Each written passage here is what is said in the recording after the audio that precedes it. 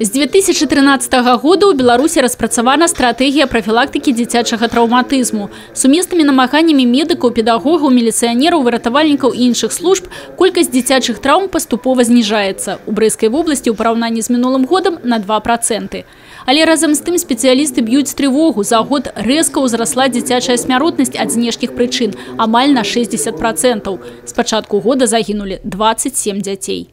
Если анализировать причину смертности, то возросло количество суицидов, возросло количество смертей от множественной травмы. То есть это в результате ДТП, падений с высоты.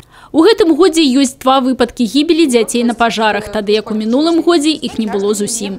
Па-ранейшым высокая смяротнасць у выніку утапленняў. По области у нас 67 человек, из них 7 детей, как малолетние, так и несовершеннолетние, не умеющие плавать.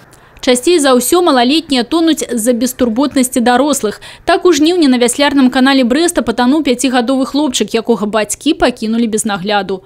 Самы траўматычны перыяд па статыстыцы – лета, калі дзеці прадастаўлены самі сабе.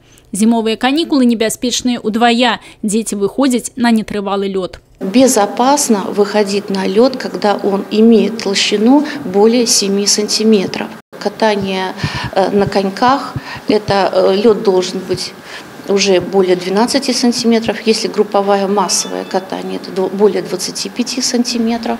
Традыцыйна ў лідарах галалёдныя траўмы. Слізкі панядзелак 3 снежня ўжо ўнёс сваю лепту ў сумную статыстыку. У вобласці толькі за суткі па дапамогу медыкаў звярнуліся звыш 230 чалавек. У нас было где-то порядка 55 обратившихся за эти 2 дня. То есть это было больше, чем обычно. Обычно мы в зимний день имеем по обращению в наш, допустим, травмпункт детской областной больницы где-то порядка 30-35 детей. Там было 55 каждый день. То есть увеличение, конечно, было, потому что скользко. Не готовыми до галалёдзіцы былі і камунальныя службы, і самі медыкі. На апаратнай нарадзе ў аблвыканкаме кіраўнік вобласці Анатолій Ліс адзначыў недапушчальнасць такіх фактаў, калі людзі з траўмамі не маглі атрымаць дапамогу ў паліклініках па месцы жыхарства. Іх накіроўвалі ў траўмапункт бальніцы хуткай меддапамогі. А там чаканне не 1 гадзіну ў шматлікай чарзе. Зіма, дарэчы, толькі пачалася, і да сюрпрызаў надвор'я трэба быць гатовымі. Людмила Салдзіна, Роман Філюціч, тэлерадыёкампанія «Брэст».